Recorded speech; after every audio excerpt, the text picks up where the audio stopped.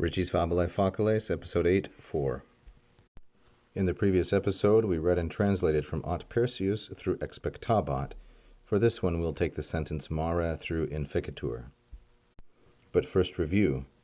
Yet Perseus, when he noticed these circumstances, drew his sword, and after he put on the winged sandals, he rose into the air. Then from above on the monster he made a sudden attack, and with his sword deeply wounded its neck. The creature, when it perceived the wound, let out a terrible roaring, and without delay plunged its whole body into the water. Perseus, while he flew around the shore, waited for its return. Mare autem interea undique sanguine inficitur. We begin with mare, the subject, which is a neuter singular nominative. It's a third declension I-stem noun, mare mares. The sea, however, autem, meanwhile, is covered inficitur all around, undique, with blood, sanguine.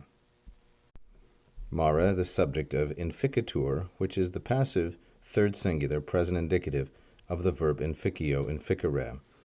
This is a compound of the preposition in and facio. Here in the passive it means to be covered with. So the sea, meanwhile, autem interea, but meanwhile the sea is covered inficitur sanguine. Sanguine here is in the masculine, singular, and ablative.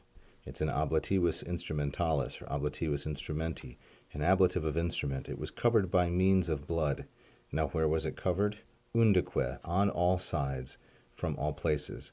So these three here, autem interea and undique, the first we would call a conjunction, and interea and undique are both adverbs. Interea is a temporal adverb, undique we might call a local adverb, on all sides, from all areas. The sea is bathed or smeared sanguine, with blood.